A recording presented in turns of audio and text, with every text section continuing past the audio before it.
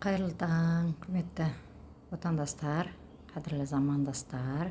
Міне мен сіздерге бүгінгі таңда, дүйсенбінің таңында өздеріңізге крипто әлеміндегі жаңалықтарды таныстыруды жалғастырамын.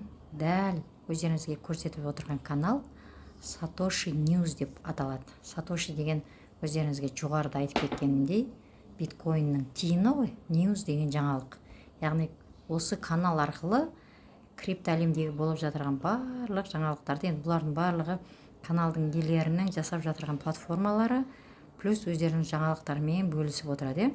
Енді қараңыздар, бұлардың барлығының айтатыны крипто әлем, биткоин, Германияның правительствосы биткоин сатты, биткоиндан шығарды, 50.000 биткоин крипто биржалар мен маркет мейкерлерге аударылды.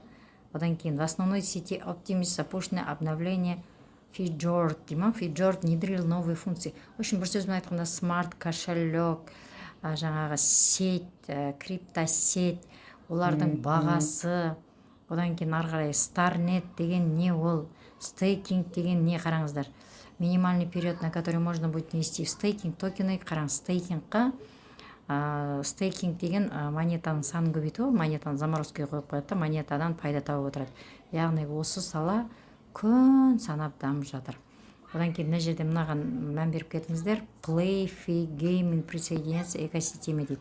Яғни ойын индустриясы да жаңағы криптоға байланыстырылып жатыр деген сөз ғой. Сондықтан дәл қазіргі таңда өздеріңізге жіберіп жатырған ақпараттың бұл бір ғана бөлігі да осындай платформалар күн санап. Мынау мысалы Yoshkin Zekat. Мына қараңыздар. Мынау баяғы хомяк. Отырып алып, адамдар үстінен баспақшы тауып отыр. Печатный машинка ретінде. Қараңыздаршы. Мына кішкентай хомяк болашақта үлкен хомякқа айналады. Бұл да жаңағы өздеріңіз көріп отырғандарыңыздай күн санап адамдар дамып жатыр дегенді білдіреді. Біз ол отырып алып, барлық мүмкіндікті лохотрон, пирамида, мін қараңыздар. Ары қарай жаңағы слезы Сатошиді ашқан жігіт осы ғой. Көп ақпаратты осылардан қарап отырамын, мен тыңдап. Жаңағы ары қарай. Одан кейін Crypto Games Hunter, не будьте хомяками. Міне, бұл да жаңалықтармен бөлісіп жатыр. Бұл жерде не айтып жатыр бізге? Биткоин, эфириумды көтерілген кезде алмаңдар, басқа альткоиндар дейді. Қатты өсіп жатырған кезде алмаңдар дейді. Міндетті түрде жаңағы, енді нарықты изучать етіңдер деп тұр, нарықты үйреніңіздер деп тұр. Одан кейін криптобош деген.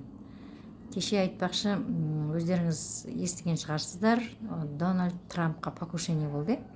Негізі бұлар баяғыда ойлаушым, осылардың бізге не керегі бар деп. Оказывается, біздің бүкіл нарық, біздің нарық бар ғой, өзіміздің бүкіл әлемдегі нарық, барлығын осылар бақылауда ұстайды екен ғой.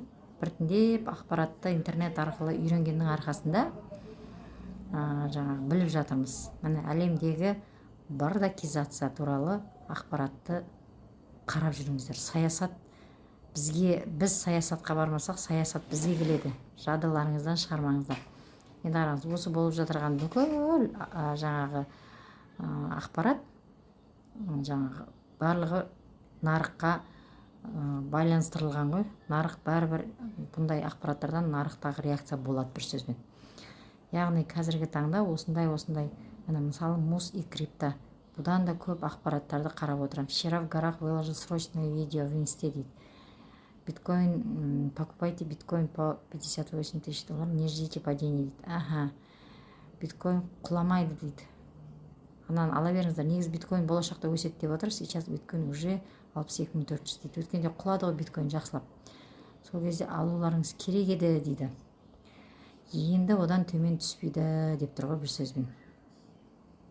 Көрдіңіздер ме, осындай жаңалықтарды алып, тыңдап, жаңағы өзімді дамытып, осындай телеграм каналдар арқылы Binance'та не жаңалық болып жатыр екен деген сияқты қарап қоямыз. Simple Yarn. Simple уже Binance'ға шығайын деп отырған сияқты ғой.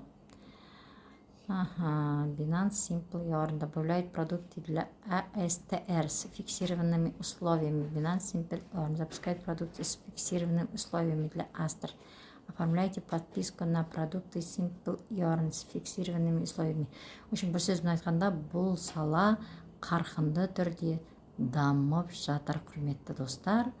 Сондықтан қарқынды түрде дамып жатырған платформаның өздеріңізге ары қарай осы саладағы жасап жатырған әрекетімізді осылай жаңағы видеоға түсіріп жіберіп отырамыз. Ең бастысы, әр адам өзінің жаңағы мынандайды тапылкелар шығып кеткені Макстың суретімен, өздерің мынандайды тапылкенің түрі бар, мынандайды тапылкенің түрі бар, қараңыздар.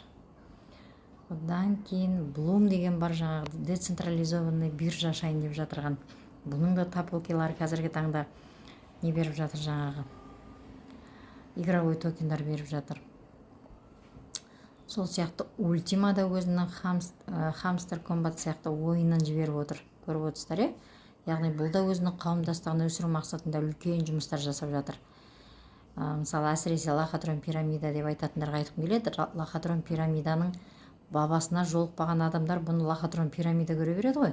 Бұл кәдімгі платформа, өзінің қауымдастығын өсіріп, болашақта монетасын экономика саласына байланыстырып, фундаменталды монета жасап жатырған, интернет әлемінде өз ойып орнын алатын платформа.